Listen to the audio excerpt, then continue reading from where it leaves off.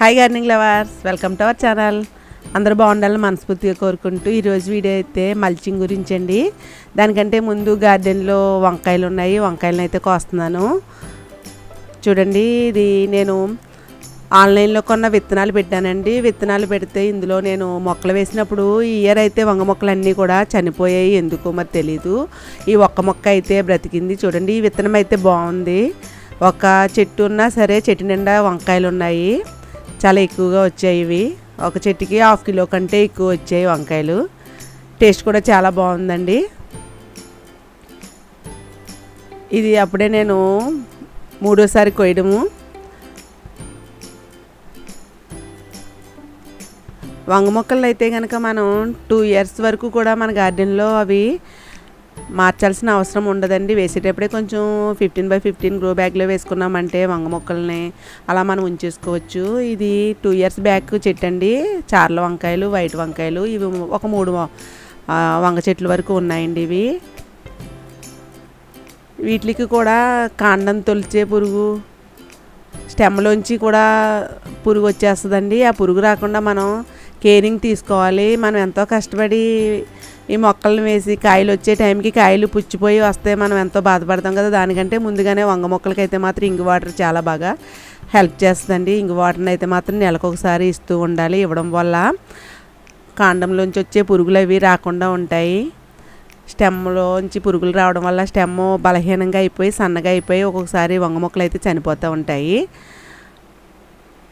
ఇప్పుడు ఈ 3 చెట్ల నుంచి కూడా నేను కాయలు తీసుకున్నానండి. చూడండి, ఇవిగో మొత్తం గార్డెన్లో అయితే 4 చెట్లు ఉన్నాయి. బీరపాదండి ఇది. ఈ బీరపాదికి నేను ఇది సెకండ్ హార్వెస్ట్. ముందు ఒక 2 బీరకాయలు అయితే వచ్చాయి, 2 డేస్ ముందు కోసేసాను. బీరపాదు అయితే కనుక మన గార్డెన్లో త్వరగా గ్రో చేయొచ్చండి, ఈజీగాని. నేను బీరపాదు ఆనపాదు ఒకసారి పెట్టాను, చూసారు. అప్పుడే బీరకాయలు అయితే మాత్రం గార్డెన్లో వచ్చేస్తున్నాయి. ఈజీగా కూడా మనం గ్రో చేయొచ్చు ఈ బీరపాదుని. 3 బీరకాయల వరకు 1/2 కిలో కంటే ఎక్కువ ఉంటాయండి. ఇవి కట్ చేసేసాను. ఇవైతే రుచి చాలా బాగున్నాయి. వంకాయలు, బీరకాయలు అయితే ఉన్నాయి. ఇప్పుడు మల్చింగ్ గురించి అయితే తెలుసుకుందామండి. గార్డెన్లోని ఇది కొబ్బరి పొట్టు నేను వీడియో పెట్టాను, అక్కడ ఎరువులు అవి అమ్ముతారని అక్కడ తెప్పించానండి. ఇది 50 కేజీల బస్తా 400. ఇది ఎండిన ఆకులు, వేపాకులండి. అలాగే ఇది వరి పొట్టు. మన వీళ్ళని బట్టి గార్డెన్లోని మల్చింగ్ చేసుకోవాలి మొక్కలకి. ముందుగా నేను చెప్పేది ఏంటంటే, మన గార్డెన్లో వేసవకాలం మొక్కలకైతే మాత్రం మల్చింగ్ అయితే కంపల్సరీ చేయాలండి. ఎందుకంటే ఫస్ట్ మన గార్డెన్లో షేడ్ నెట్ అయినా ఉండాలి, లేదు అంటే కనుక మల్చింగ్ అయితే మాత్రం కంపల్సరీ చేయాలండి. మల్చింగ్ చేయకపోతే ఈ పాదులు అయితే వేలాడిపోతున్నాయండి. మార్నింగే వాటరింగ్ చేస్తున్నాము, ఈవినింగ్ చేస్తున్నాము, మళ్ళీ మధ్యలో కూడా ఒకసారి వచ్చి వాటరింగ్ చేయాల్సి వస్తుందండి. లేకపోతే మొక్కలు వేలాడిపోయి చనిపోయినట్టు అయిపోతున్నాయి. వేసవకాలంలో మనం సరైనటువంటి కేర్ తీసుకోకపోతే మొక్కలు అయితే చనిపోతాయి. ఇలా చనిపోకుండా ఉండాలంటే ఇలా కొన్ని టిప్స్ అయితే పాటిస్తూ ఉండాలి. ఈ గ్రో బ్యాగ్లో ఆనపది పెట్టానండి. ఇందులో ఎండిన వేపాకులు అయితే వేస్తున్నాను. వేపాకులో యాంటీ బ్యాక్టీరియల్, యాంటీ ఫంగస్ అది రాకుండా కూడా యాంటీ బ్యాక్టీరియల్ కింద అది బాగా ఉపయోగపడుతుందండి. మనం ఎండినటువంటి వేపాకులు ఇవి వేసామంటే మల్చింగ్గా దానికి ఫస్ట్ మల్చింగ్గా ఉపయోగపడితే తర్వాత ఎరువు కింద కూడా తయారవుతుంది. అలాగే కాకరపాదు ఉంది. మన వీళ్ళని బట్టండి ఇవే వేసుకోవాలని ఏమీ లేదు. మీ దగ్గర ఏముంటే అవి, గార్డెన్లో వచ్చినటువంటి వేస్ట్ ఉంటుంది కదా, ఆకులు తుడిచినటువంటి తుక్కు, అది కూడా మనం 2 అంగుళాల వరకు అయితే మొక్కలకి వేయచ్చు. అన్ని మొక్కలకైతే నేను మల్చింగ్ అయితే చేస్తున్నానండి. పూల మొక్కలకి చేయొచ్చు, ఫ్రూట్ ప్లాంట్స్కి, వెజిటేబుల్స్కి, పాదులకి, అన్ని మొక్కలకి కూడా మల్చింగ్ అయితే చేయాలి. మనం మల్చింగ్ చేసేటప్పుడు కొంచెం గ్యాప్ వదలాలండి, చుట్టూ వేయాలి. గాలి మొక్కకి ఆడాలి. అలా కొంచెం గ్యాప్ ఉంచుకుని మొక్క మొదలను కాకుండా చుట్టూ అయితే మల్చింగ్ వేయాలి. వీళ్ళని బట్టి మీ దగ్గర ఏది ఉంటే అది వరి పొట్టుతో మల్చింగ్ చేయొచ్చు, ఎండిన ఆకులతో మల్చింగ్ చేయొచ్చు, లేదు కొబ్బరి పొట్టు ఉంటుంది కదా, కొబ్బరి పొట్టుతో కూడా చేయొచ్చండి. రంప పొట్టు ఉంటుంది. అలా ఏదంటే అది దాంతో మాత్రం మనం మల్చింగ్ అయితే చేయాలండి కంపల్సరీని. సమ్మర్లో టెంపరేచర్ ఎక్కువగా ఉంటుంది కదా, ఎక్కువగా ఉండడం వల్ల మనం వేసిన వాటర్ అంతా కూడా ఇంకిపోయి మట్టి అయితే గట్టిగా అయిపోద్ది. ఇలా గట్టిగా అయిపోవడం వల్ల లోపల ఉన్న వేర్లు దగ్గరికి వచ్చి నొక్కుపోతాయి. మట్టిలో ఉన్నటువంటి మైక్రోబ్స్, అలాగే ఎత్వంస్ అవి ఉంటాయి కదా, మైక్రోన్యూట్రియన్స్, అవి కూడా లేకుండా తగ్గిపోతాయండి. వాటి నుంచి మనం యత్వంశనది సంరక్షించాలంటే మల్చింగ్ అయితే మాత్రం కంపల్సరీ చేయాలి. ఇది ఏడేనియం ప్లాంట్ చూడండి, చెట్టు నిండా ఎన్ని పూలు ఉన్నాయో. దీనికి కూడా నేను ఫ్లవర్ ప్లాంట్స్ కూడా మల్చింగ్ అయితే చేసేస్తున్నాను. గులాబీ మొక్కలు అయితే కనుక వాడిపోయినట్టే ఉంటున్నాయండి, కొంచెం షేడ్లో పెట్టినా కూడా అవి వాడిపోతున్నాయి, ఎండిపోయినట్టు అయిపోతున్నాయి. వీటికి కూడా నేనైతే కొబ్బరి పొట్టు వేస్తున్నానండి. ఇలా మల్చింగ్ చేయడం వల్ల వాటర్లో అయితే తడి ఉంటుందండి, తేమ అలా నిలవ ఉంటుంది, ఉష్ణోగ్రతను కూడా తగ్గించినట్టు ఉంటుంది మొక్కలకి. ఈ రెండు కూడా బీరపాదు ఆనపాదు వీటికైతే ముందే మా హస్బెండ్ అయితే కొబ్బరి పీచు వేసేసారండి. ఇవి వేలాడిపోతున్నట్టు అయిపోతున్నాయని డొక్కలతో సహా వేసేసారు. ఇలా మధ్యలో మాత్రం గ్యాప్ ఉంచాలి.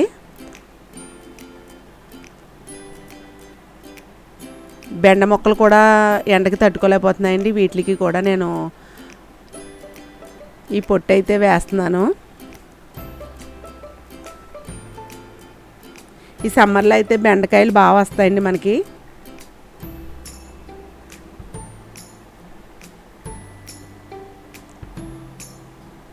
కొంచెం గ్యాప్ ఉంచుకుని చుట్టూ బ్యాగుల చుట్టూ కూడా ఇలా మొత్తం మొక్కల చుట్టూ ఇలా పొట్టు అయితే పొట్టు, ఆకులు అయితే ఆకులు, ఏదైతే అది వేసుకోవచ్చండి. ఈ టబ్లో గోంగూర, తోటకూర, ఈ ఒకే టబ్లో తోటకూర మొక్కలు అలా వచ్చేసేయండి. నేనేమి విత్తనాలు వేయకుండానే గోంగూర కూడా పడి వచ్చినవే.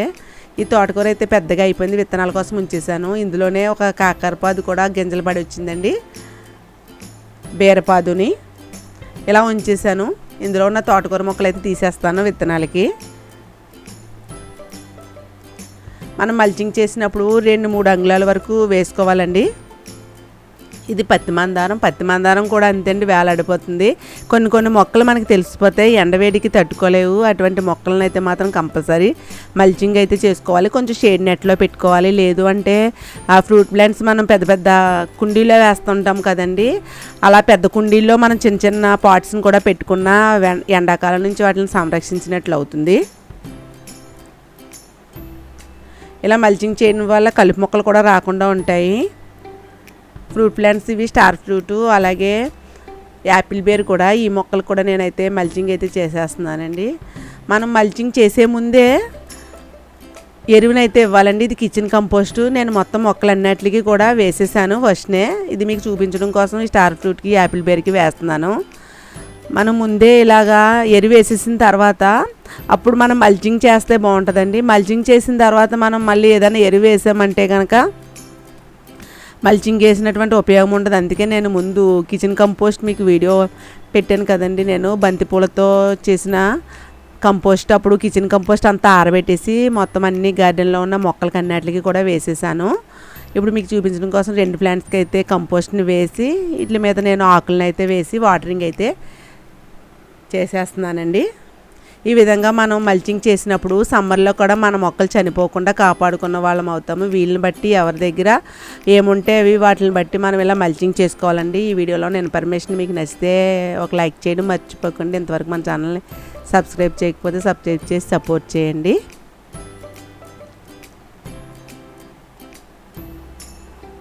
నా వీడియోలో ఇన్ఫర్మేషన్ మీకు నచ్చితేనే, ఇన్ఫర్మేషన్ ఉందనిపిస్తేనే సబ్స్క్రైబ్ చేయండి, సపోర్ట్ చేయండి.